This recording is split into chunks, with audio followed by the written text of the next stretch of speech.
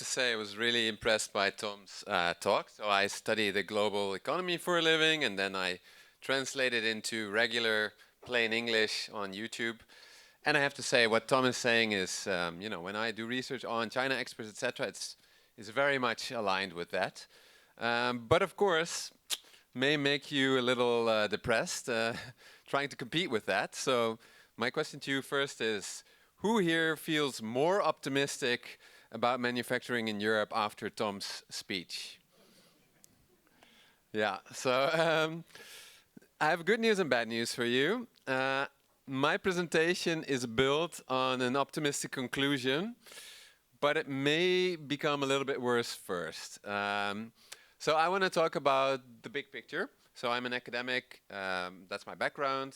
So let's talk a little bit big picture, what's going on here, a new world order. Tom also has that in his book, the New Wereldorde, a new world order. This map, what you see here, here are the three key optimistic points for Europe. And I will talk about that in a few minutes. But first, the mood, right? I think if you read the media, this is the mood. Europe confronts industrial reckoning, fears of deindustrialization. Trump's new world order is real, and Europe has to adjust fast. And Europe is failing to adjust fast. That's very often the narrative. And of course, there is truth to it. As Peter told us this morning, just 4 or 5 years ago, Europe was fat and happy. And a key takeaway that I have is that the kick in the butt that Peter talked about that we needed is finally here. And that kick in the butt is the New World Order. So how many of you saw Mark Carney's speech on the New World Order at the Davos World Economic Forum recently? So, okay, a couple here. That's great to see. So I don't think he did it in those words exactly, but he talked essentially about the New World Order. I made a video about it. What was kind of funny was the video was flagged. I said, this is the New World Order, what Carney was talking about. It was flagged as, this may be a conspiracy theory. Okay, this is because just a few years ago, talk about the New World Order was a conspiracy theory. It was about a new world government or something like that, so it was different. But the term, just to see how fast the world is moving right now, the term is now completely mainstream. If Mark Carney is talking about this on the World Economic Forum, and almost everybody agrees, we are now entering a new world order. So, okay, what does that world order look like? First, I want to talk just brief history, going back quite far actually.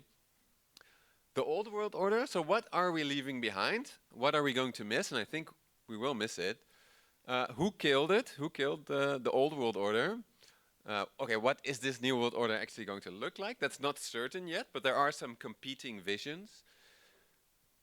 Okay, then some more bad news, right? The threat to Europe's industries from this development, it's real, absolutely. But then also a massive opportunity, or at least 3 massive opportunities. A brief history. Up to the year 1648, a very crucial year in international relations, this was the Treaty of Westphalia, ending the devastating 30-year war that where the Netherlands, Belgium and the Netherlands played actually a key role. And we came from a system that some scholars that I recently interviewed call royalism. So the basic idea there is what matters for wars, what matters for global conflict, economic relationships are the interests of a global elite, that is the royals. So France and England went to war in the 100-Year War because of succession drama, rather than national interest. This all changed at the Treaty of Westphalia, the peace at the end of the 30-Year War, also the 80-Year War of Independence of the Netherlands, where we sadly left Flanders behind. We entered the world of great power politics, the Westphalian global order. This was the age of the nation state. So this is when the nation state became the primary player in global politics. And this is what international scholars, international relations scholars still use today. But this was a very anarchic world. It was not governed by a government. Everybody was on their own, and so it led to so-called great power politics. Uh, Most famously, you had Bismarck, the father of modern Germany, who was amazing at balancing these relations between Austria-Hungary, Britain, France, and of course, this had massive, massive impacts on industry that will probably become more relevant again. But it culminated in two massive world wars, and at the end of this massive destruction, our global leaders came together at several conferences and they created the so-called liberal international rules-based order, which actually most of the experts that I talked about now agree is dead in the form that we knew it. And it culminated so far, okay, I made this before the Iran war, where people are even saying sometimes that this may escalate into World War III. Let's hope that does not happen. So for now, let's say this culminated into the rise of China, and getting ahead of ourselves a little bit, potentially China broke that world order, or at least its rise did. And so now we have a big question mark, right? What will be the new world order? First, okay, what was this old world order? Because it's a bit vague. Lots of people talk about it. Carney talked about it. Liberal world order. What does that actually mean? Well, in my research, I found three pillars, and I think you can summarize them with these institutions and conferences that happened. You had the establishment of the United Nations. So the idea was, look, the borders we have now, they are sort of fixed. We are not going to mess with them anymore. We have these nation states, and it's not, we're going to commit at the UN to respect those borders. If you are attacked, you can go to the UN, and then you can go, of course, to a defensive war, and the UN might back you. I think this only happened once in Korea when the Soviet Union missed a meeting. But that was the idea, and I think it worked relatively well. You didn't have at least these types of massive expansions that you had in the time of Bismarck, for example, or massive changes of territories that we had between the world wars. Then we had the Bretton Woods conference, where 44 nations came together, and they said, look, and this is the rules-based part. In the time of Bismarck, how it was, if you are Belgium and your currency gets in trouble, the franc is falling, who do you go to? You go to a great power, your friend, Britain, for example. Can I borrow money to support my currency? No, in a liberal rules-based order, you went to the IMF. And it was not about your political stance for the most part. This order was not perfect. But it was about your economic policies. You had these bureaucrats from the IMF coming in and saying, look, you need to manage your economy correctly, and then you can get a loan. Same for development. It was no longer, oh, am I aligned with the French Empire who can maybe give me a loan to develop? No, you went to the World Bank, and they didn't look necessarily at your politics. They looked at your economic policies. So these are the rules from the rules-based order. And finally, you had the World Trade Organization, WTO, where nations said we have this so-called most favored nations principle. We may have tariffs, sure, especially if you're a developing nation, but you put them the same on everybody with some exceptions. You may have trade agreements where you put them lower, but normally they're the same for everybody. We're no longer living in that world, right? Trump is just slapping everybody left, right with tariffs, going up, down, depending on politics, not on rules. Now, finally, I think, and it's very difficult in social sciences, you cannot say, okay, we've done this experiment, for sure this rules-based world order gave us the prosperity that we had for the last few decades in Europe. We cannot know for sure that this is why we had peace in Europe for the last few decades. But we did have peace for the last few decades, and we did have massive prosperity for the last few decades. So arguably, this world order worked really well for us. That's at least what Canada also, Canada's Prime Minister Mark Carney also said. He said, we have profited, middle powers like Canada, like most European states, have profited enormously from this world order, and it's gone. So, who killed it? This graph that you see here is a graph of so-called global imbalances. The white line is the current account deficit, which means the trade balance, roughly. Do you import more or do you export more? So what you see here, the green bar, that's the United States. They have for decades been importing more than they export. And Europe, Japan, Korea, China, they've all built their manufacturing model around that. Of course, they have their home markets, but when they were growing, it was extremely useful that they were able to export to the wealthy American consumer, right? But something strange is happening here. In standard economic theory, the idea is over time there will be balance. You will have waves.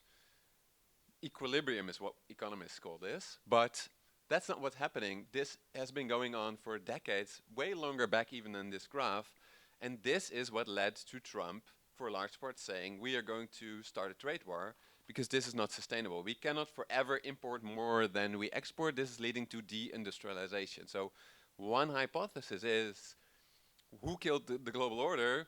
Okay, Trump, but because the system was no longer sustainable. But that may also partially be due to China. We talked about the subsidies, and we talked about, yes, there's genuine competition going on in China, but as one in the audience already said, there have been massive subsidies, either from the government or through state-supported banks, where Chinese firms could borrow at very low interest rates. So is this international rules-based system sustainable if one player is manipulating the markets and other players are not? We had, Peter mentioned this in Europe, this you cannot do state support rule, but if you open your markets for states who can do state support, is that sustainable? So maybe they killed it. Maybe if you look more on the international relations side, Russia killed it when they annexed Crimea, because then they violated this principle, borders will no longer change. Or maybe the US killed it, right? In the end, Trump now has tariffs left and right. Does he respect sovereignty and borders? Did they respect it very much in the Iraq war? Maybe not, right? So maybe they already broke very vital pillars underneath this rules order. So maybe they killed it.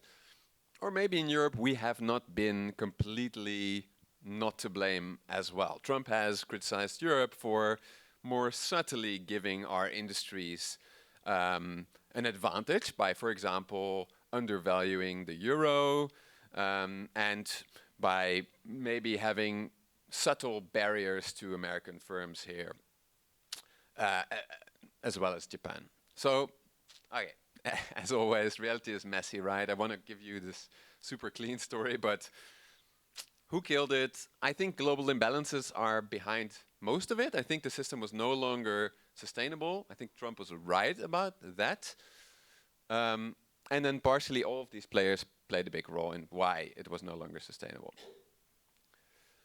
So what will the new world order be like? I recently interviewed 2 American professors on my podcast, Money Macro Talks, and they said, look, what we're seeing now is a competition between systems, and we don't know yet for sure what we will see. We're seeing elements of all of these. So Mark Carney, in his speech, he said, what we want to do is we're going to do value-based realism. So we have our values, we value democracy, we value human rights, but we are no longer going to lecture China on that, because that's not realistic, because they will hit us with trade restrictions, and they're just too powerful for that. So we are going to build this coalition of the willing, maybe European states, Australia, Canada, New Zealand, and amongst ourselves we're going to build this small, liberal international world order. But it will just be way smaller than it was, because the US is clearly not really into that anymore. Then we have great power politics. Maybe we have seen the return of great power politics. So this is Marco Rubio, and he, in the national security strategy, they say we will do flexible realism. That is a really nice way of saying might is right. So I recently interviewed someone from the previous Trump administration, and he basically said, look, we can invade Greenland because we can defend it from Russia and China. And when Denmark sent their troops, they were being very aggressive. I don't understand why. And I told him, but what if Canada threatens to annex Alaska? Would you not send troops as America? Yeah, but we can defend it, and Canada cannot. So that is might makes right. That is great power politics, the strong rules.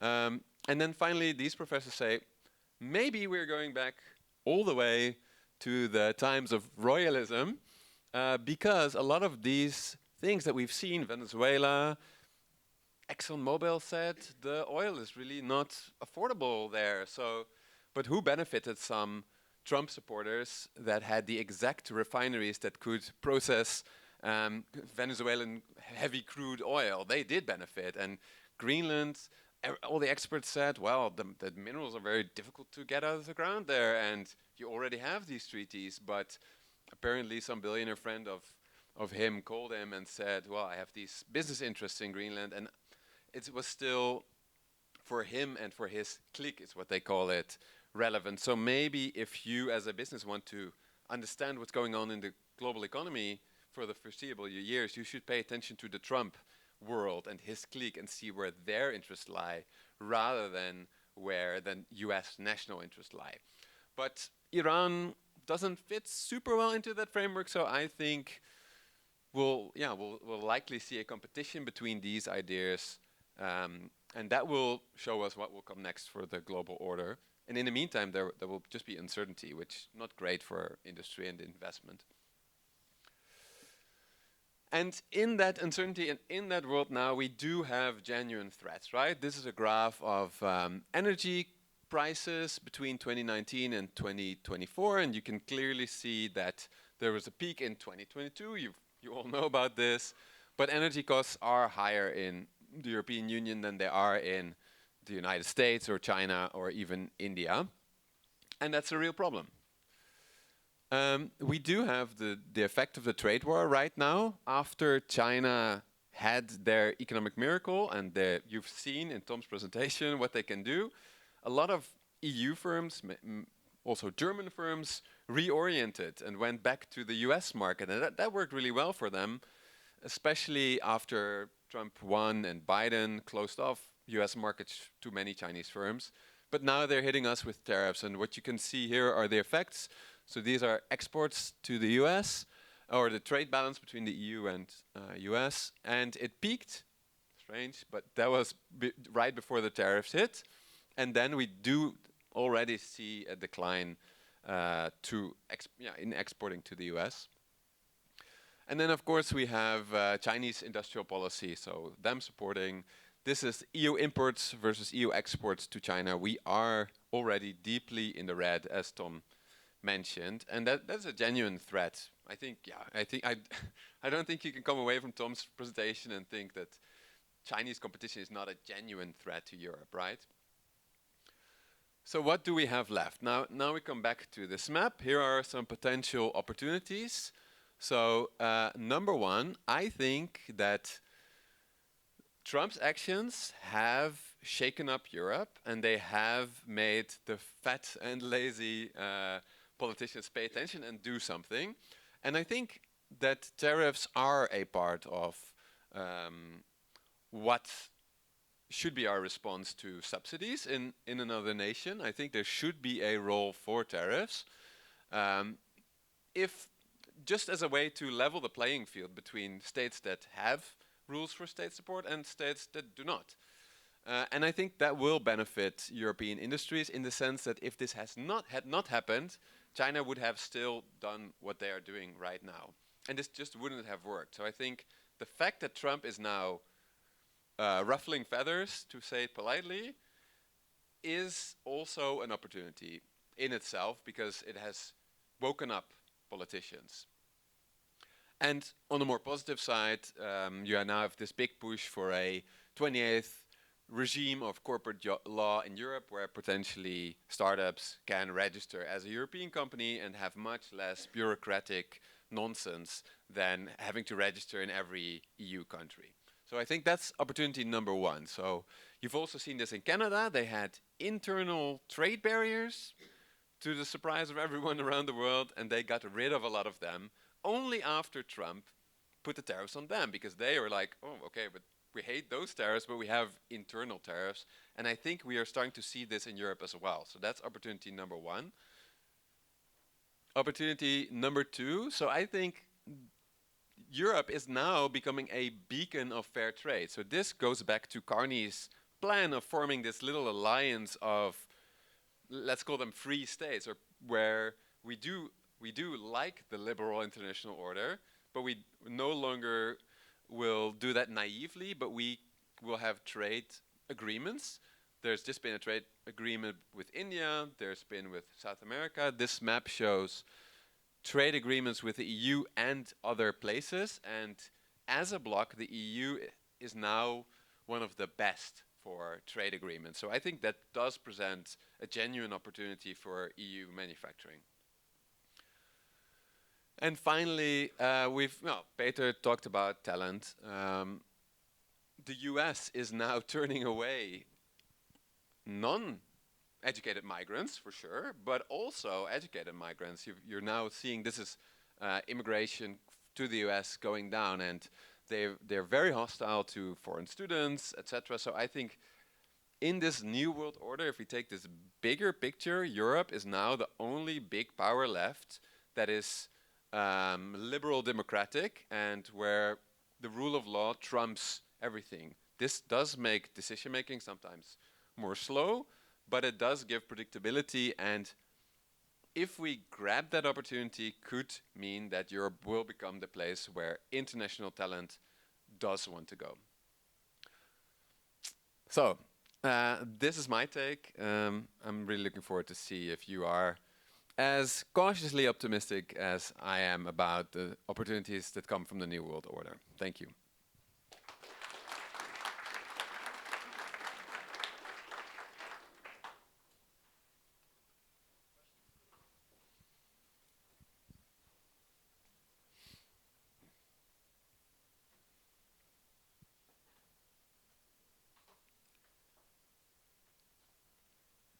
Yeah, one over there.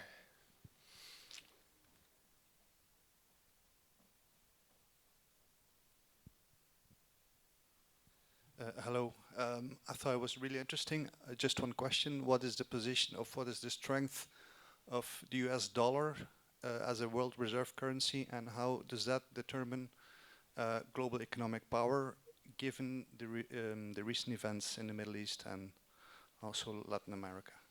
Yeah, so I think if you go back to that graph of global imbalances that potentially, can I still, does it still work? Yeah, changed the world order. Most economists that I know agree that the dollar, this is why I put it on the screen, plays a massive role in this.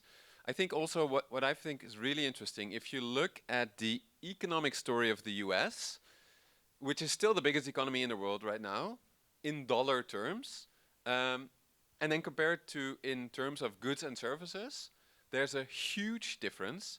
There have been this talk about European stagnation and American growth success, but if you take away the appreciation of the dollar compared to the fact that the US always had much higher inflation than Europe did, a lot of that story just disappears. You have this story about the wealthy Americans, and in an international context, this is absolutely true, because how do you import with dollars? So they are very, very wealthy. But if you take that, in that world, like one of the most striking things was that the poorest American state, like Mississippi, which is a very poor place, if you go there, very poor, is more, the average person there is more wealthy than someone in Britain. And I think if you take away the effect of the dollar appreciating relative to inflation, a lot of that disappears. And I think that Trump is really playing with fire by testing this system so massively, because if people do abandon the US dollar, then I think it will be a massive shock to their economy. So some of the estimates that I've seen is like 20% overvalued the US dollar is. And I'm going to make a video about this. So historically, the Dutch used to have a reserve currency. The British used to have. Historically, what we are seeing, if that goes away, you get 100 years of relative stagnation. You get a lot of debt overhang, and you don't immediately get the benefits back of this lower valued currency because you still have this massive debt overhang. So, for example, the Americans dream about the dollar being weaker and therefore remanufacturing not Europe but the US.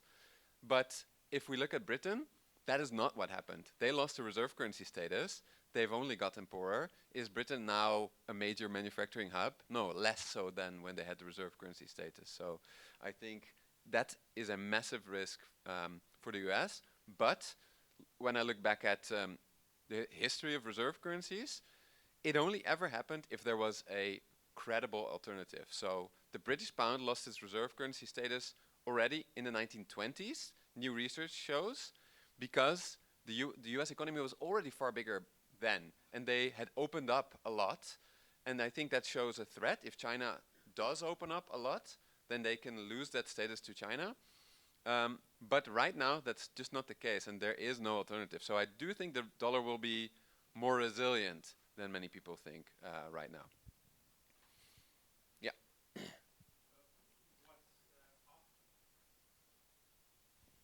Is there not a chance that we will see a return of collaboration in the world after Trump?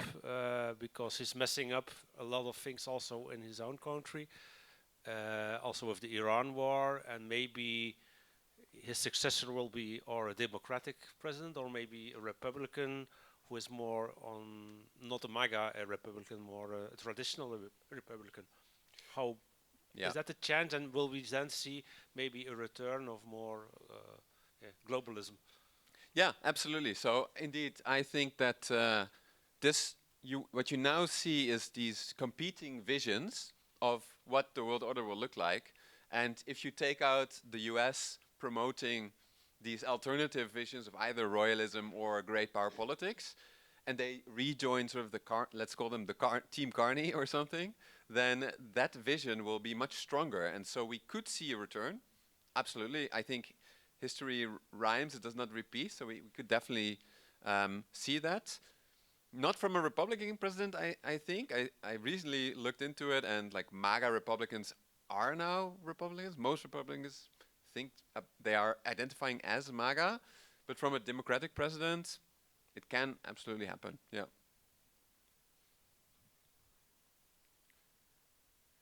Yeah. And then one behind. Yeah.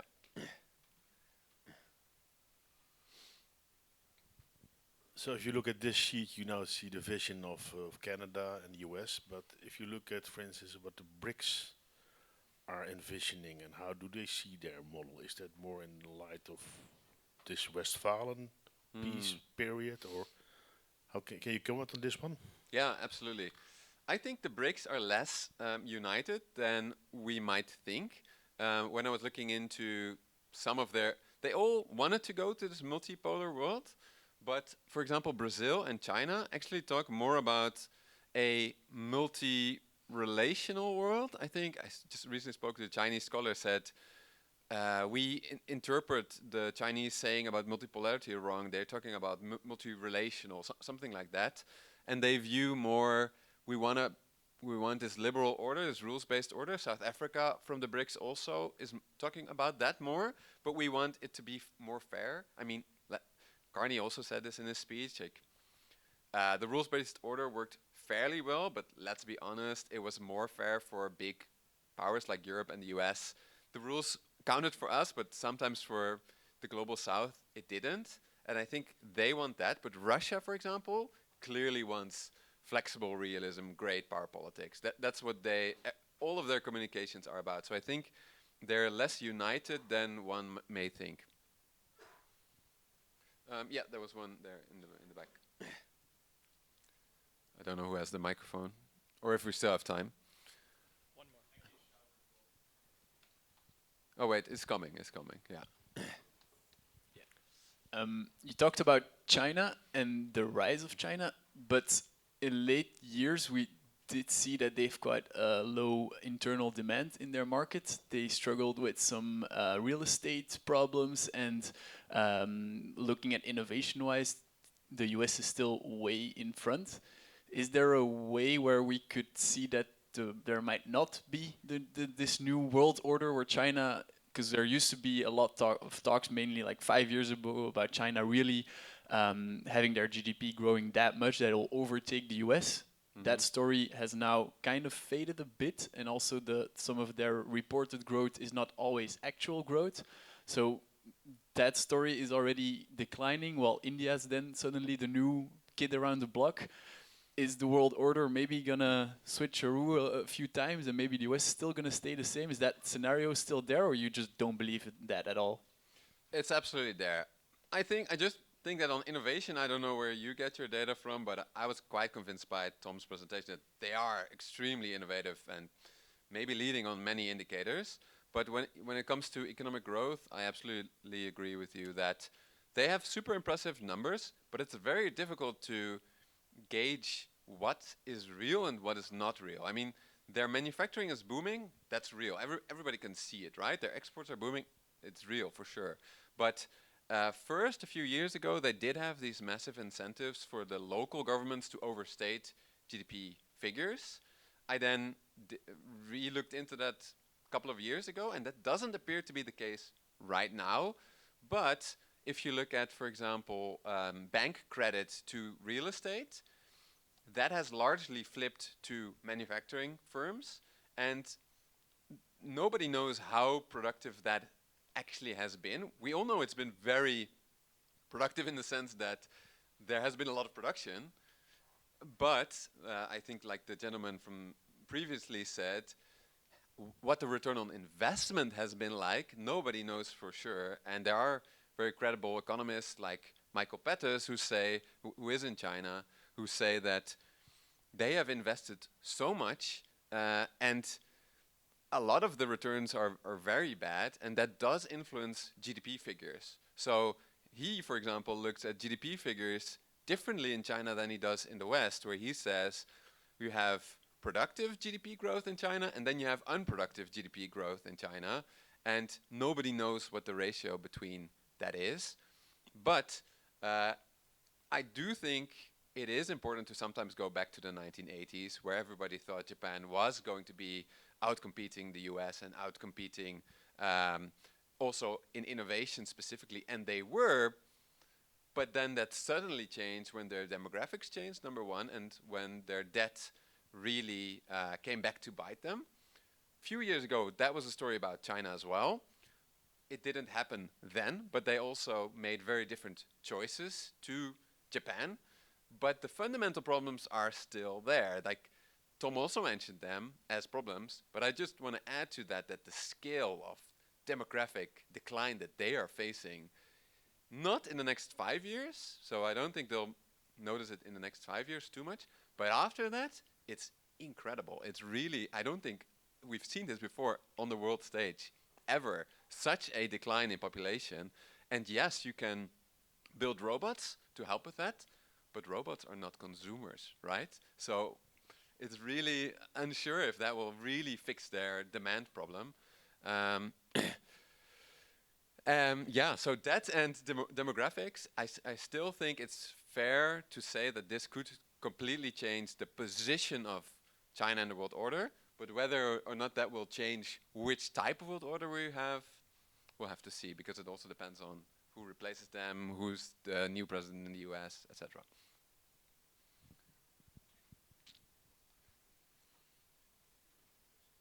I think everybody's looking forward for lunch right now, and I can't disagree. So thank you all so much.